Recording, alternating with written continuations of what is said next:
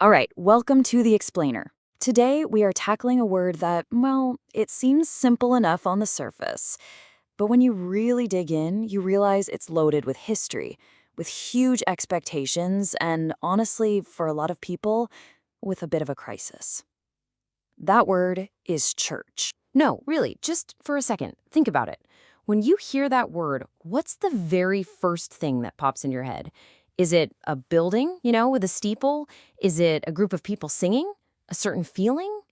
Or maybe something not so positive? In a lot of conversations today, there's this question that keeps coming up, and it's almost always said with this heavy sigh of disappointment. Why is the church like this? And that question, it just reveals this massive gap between what people hope a church could be and the reality they so often see. And that's really where we have to start.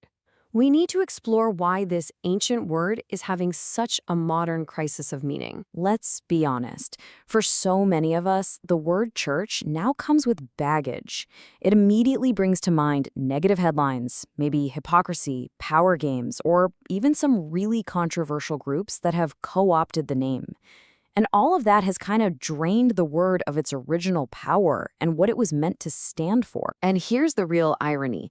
The church was originally supposed to be this place that just demolished social walls.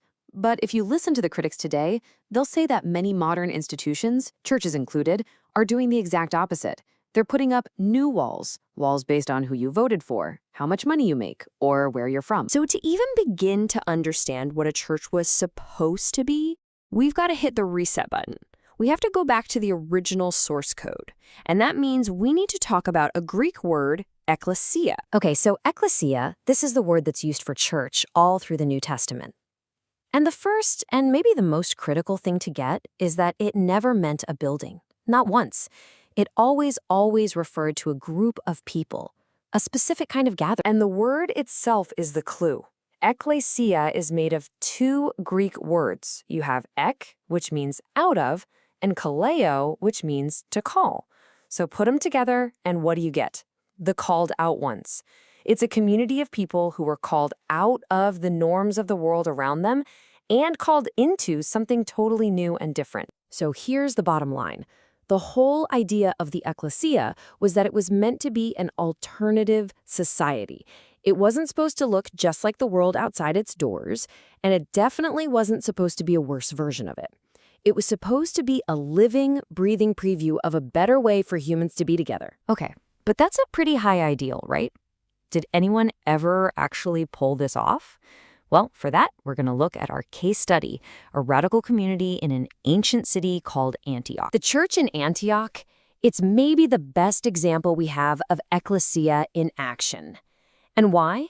Because it was a place where the oldest, most powerful social barriers of the Roman Empire just started to crumble. First, you had the wall between Jew and Gentile.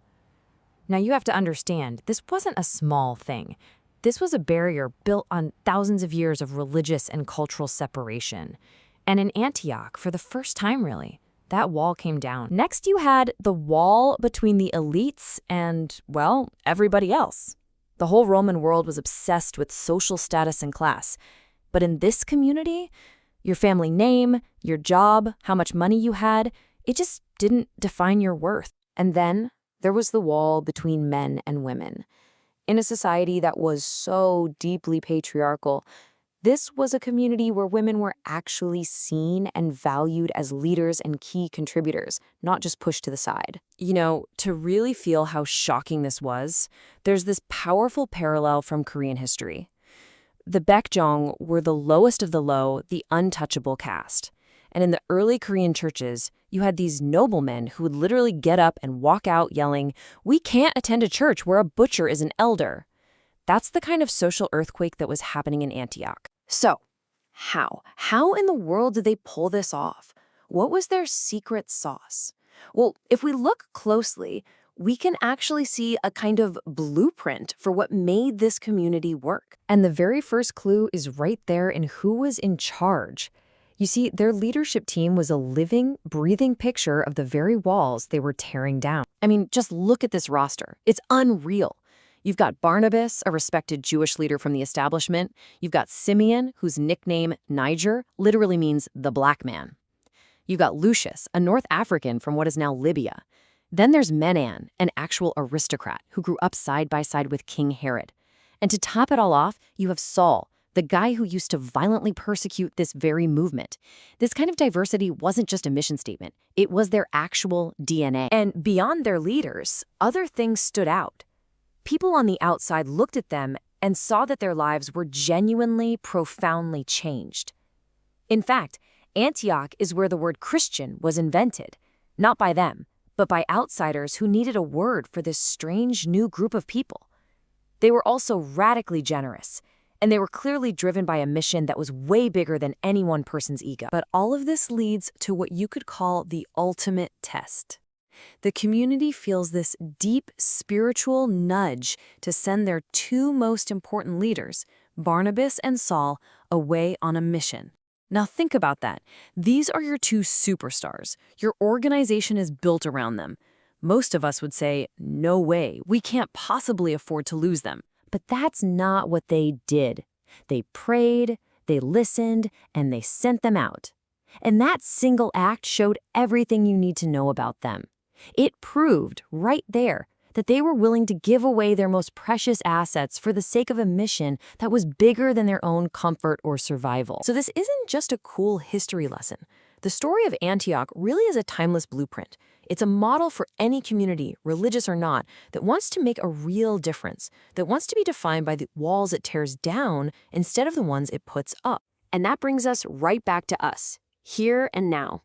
It leaves us with a huge question. Look around at your own world, your job, your neighborhood, your social circles. What are the walls that divide us today? And if the Antioch blueprint is anything to go by, what kind of radical, sacrificial leadership would it take to finally start tearing them down?